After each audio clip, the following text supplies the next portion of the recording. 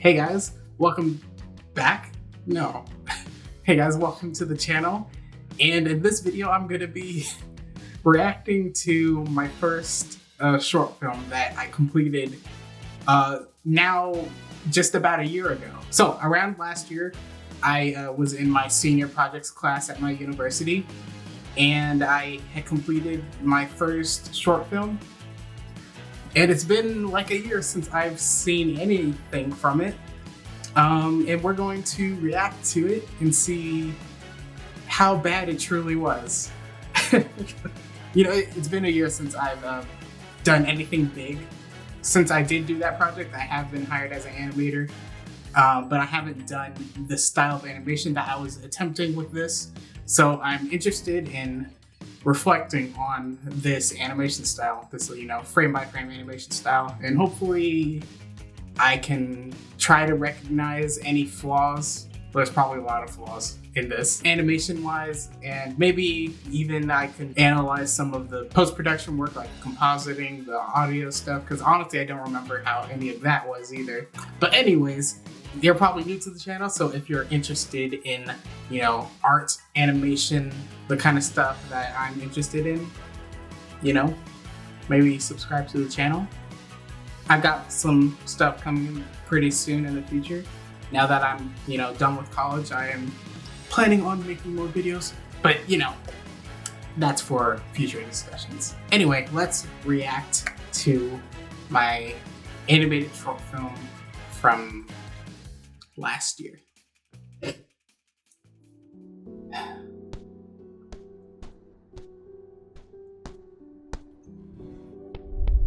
Oh, jeez.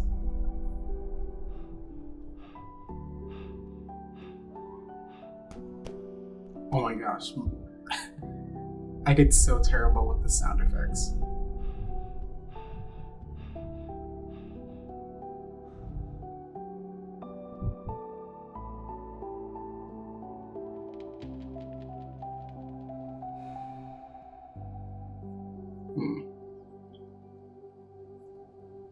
Okay, I like this shot right here. This one too, with the distorted background. Oh.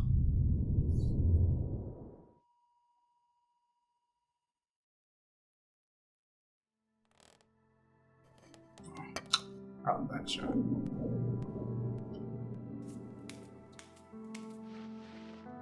Again with the sound effects, I hate it.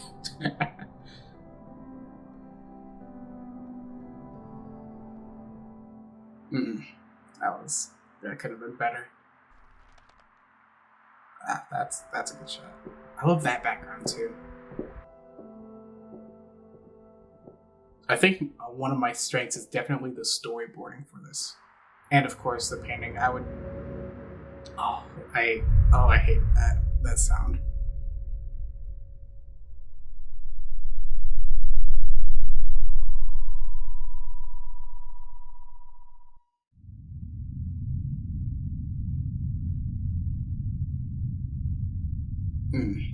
I don't know how I feel about that effect either.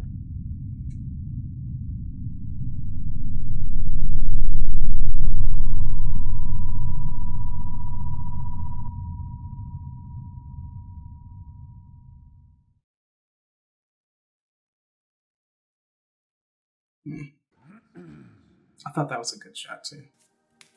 Oh, I hate the sound effects of him walking.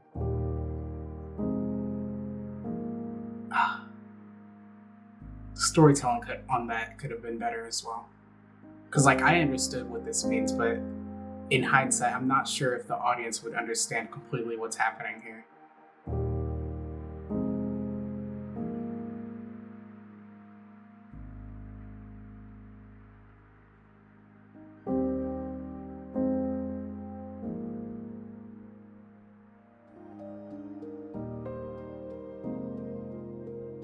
Oh, that was just really bad.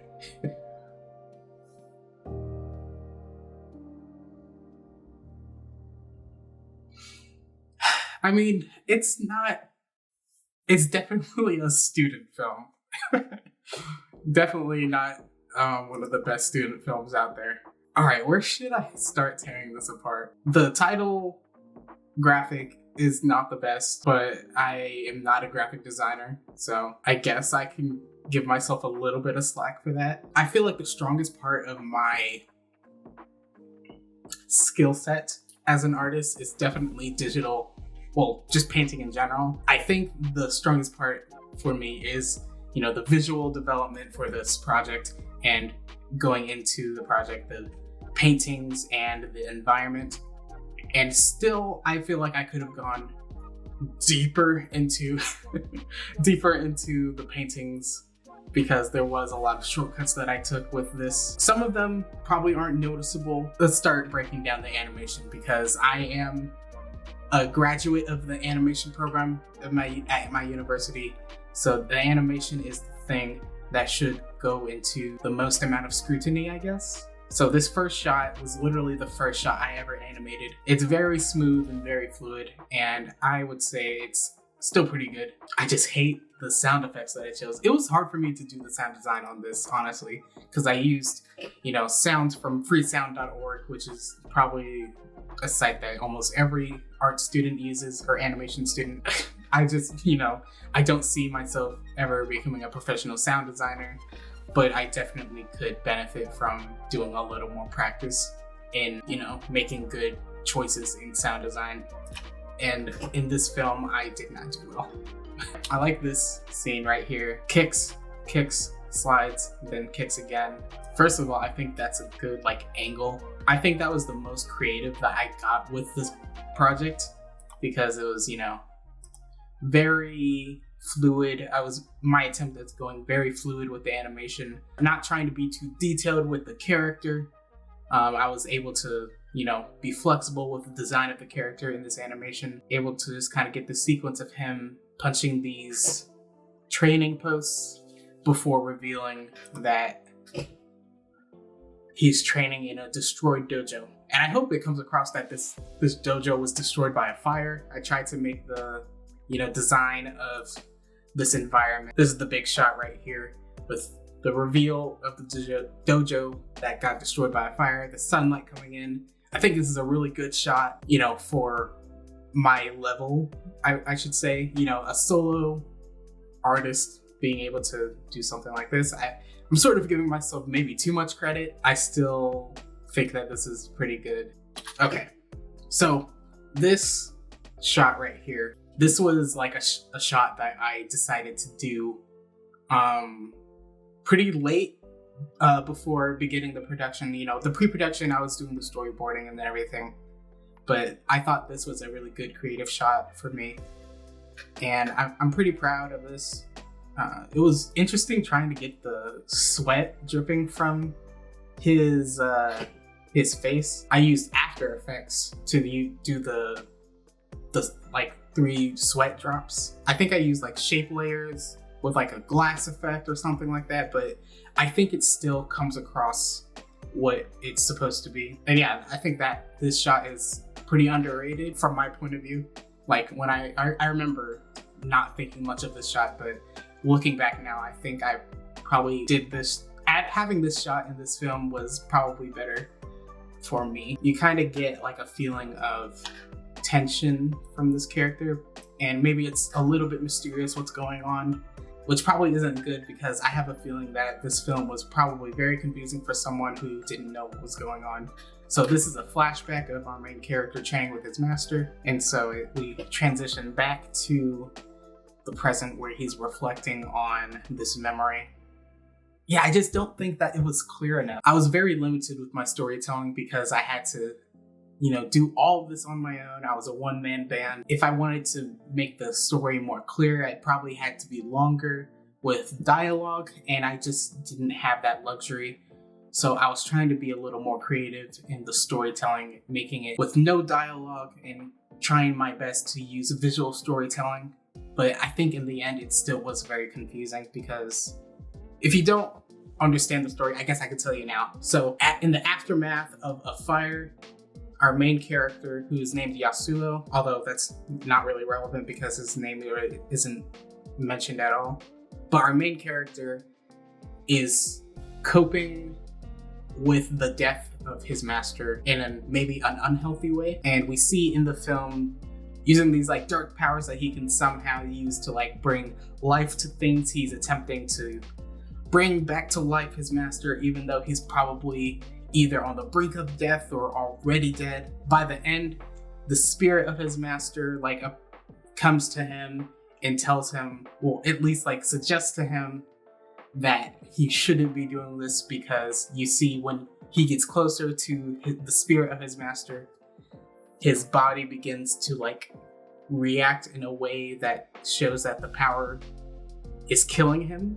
Again, all of this is like very complicated, and it was obviously clear to me because I'm the person that, you know, created the story. But in hindsight, I don't think it was as clear as it needed to be for the audience, and I'm disappointed in that. But I guess that's a lesson learned. You know, it's my first film, so hopefully that's something I can, you know, keep in mind as I make future projects.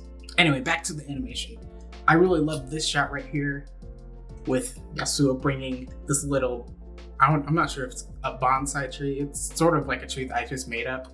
Like this tiny tree, he sits it on the table and he uses his dark energy powers to power up this like very aged, very old looking tree. And you see the life and vitality return to the tree. And so that's sort of a symbolic way of showing what he's attempting to do with his master. And I love this shot right here because you see the camera is like now behind the tree and the flower is like blocking the head of the body of his sensei, which is being covered up by like this cloak, so I won't have to show a burnt dead body. I think the connection is made between what he did to the flower, because the flower is, you know, overlaid on top of his master right here. And so that's a little bit of the visual storytelling that I was attempting. I don't like the animation of him walking towards and, you know, kneeling down in front of it. I probably could have tried to get a good reference of that. I can't remember if I tried to film a reference for this or not, but I definitely think I might not have, and I could have probably benefited from a reference for this shot. It's also like very wobbly. Like my line work was very bad, and I think that's something that I still need to work on, but it's been a while since I've done this type of animation. Hopefully in a future project I can, you know, do a little better with that. This is a weird drawing of the face. I feel like I could have done a lot better than that. I like the After Effects compositing that I was exploring with the energy itself, especially when it's like a mist coming off of the body. This is like one of my favorite shots right here with him. Afterwards, the energy is in the body and he like just slumps over. You definitely see that there's like something happening here. And I think that this is like a good example of visual storytelling where he's like sitting in front of the body of his master and he's just like, this is all that I can do now. I can just try to help him, but he doesn't know if it's gonna work.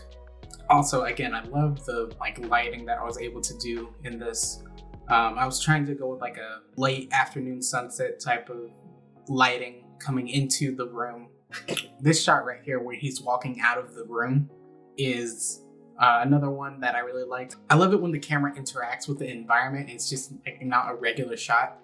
And so the camera is behind a burnt piece of the wall. So it really establishes the fact that this, you know, there's a history with this place. And it's like we're watching this character go through whatever he's going through, you know? Easter egg time. So this shot right here, there's a few Easter eggs with on the walls. You can see here and here that there is like burn marks in the shape of a hand.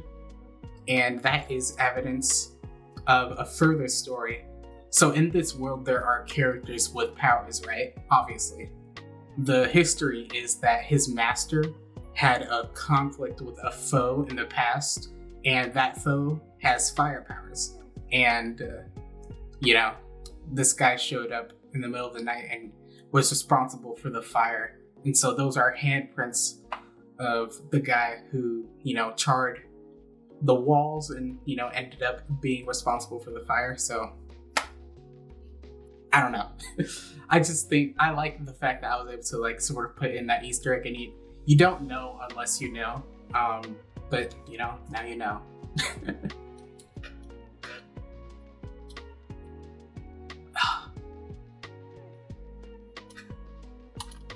So this part, I was trying to be creative with the way I was depicting how the powers were affecting this character. I think it was a good choice to, use the canted angles to show that there's obviously something disturbing him, but I'm still not sure if it was clear. Like, it's not clear that what he's doing with his master is the result of him like fainting just now and like kind of getting weak.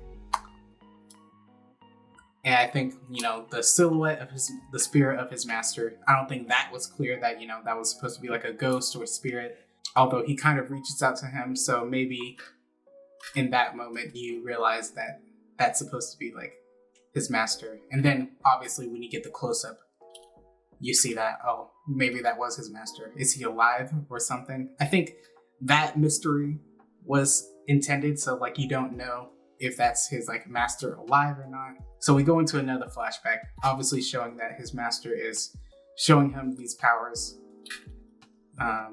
This scene was supposed to be like an example of him teaching him how to use his powers, and then you see that like present day Yasuo is reflecting on this memory. Again, I'm not sure if this choice was the best for the viewer, because maybe it's a little bit confusing how he's interacting with his memory, but he can't hear the voice of his master.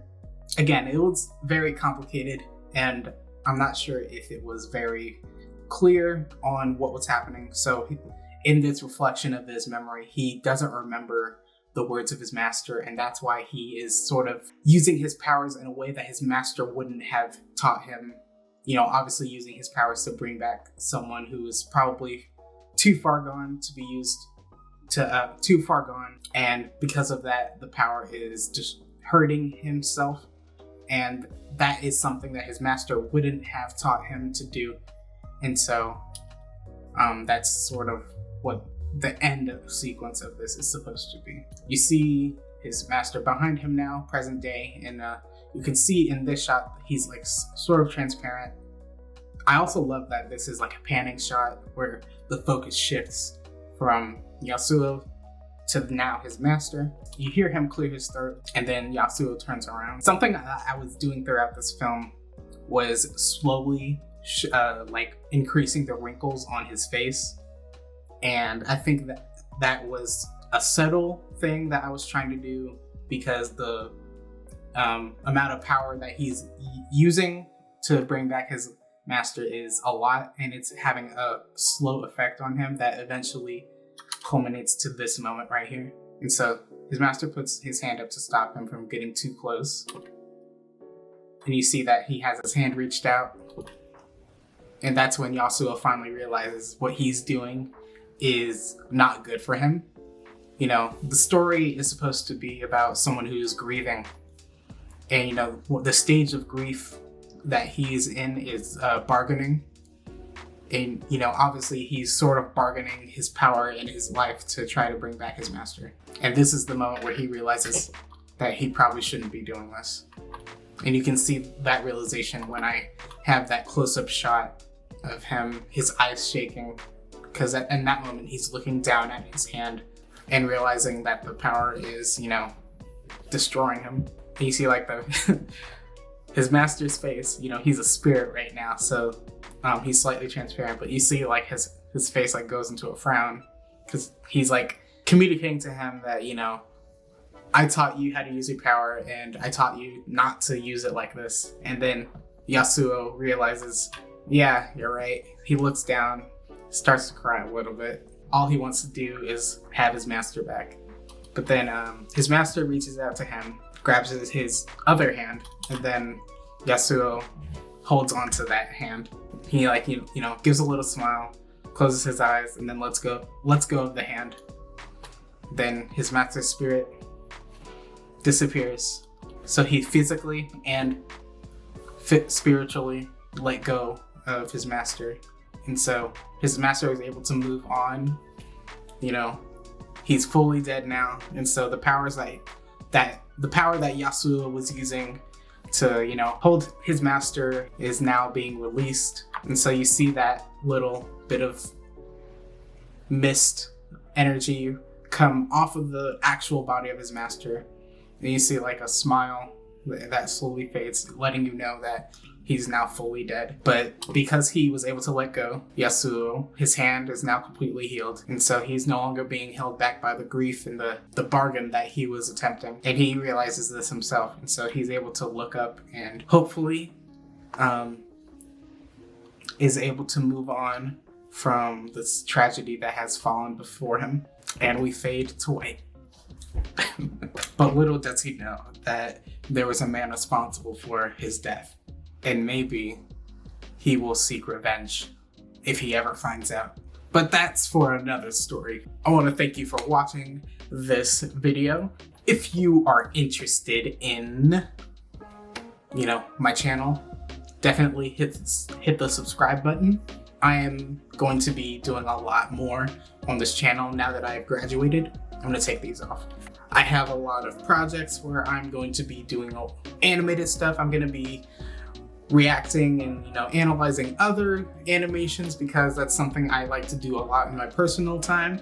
And hopefully with my building knowledge of the animation industry, I can share a little bit of that on this channel. So again, hit the subscribe button. Make sure you comment down below what you thought of my short film, even though it's pretty bad in my opinion. Let me know what you thought about the short film. Let me know what you thought about my reaction to it, if you agreed with any of the stuff that I talked about, and I will see you in the next video.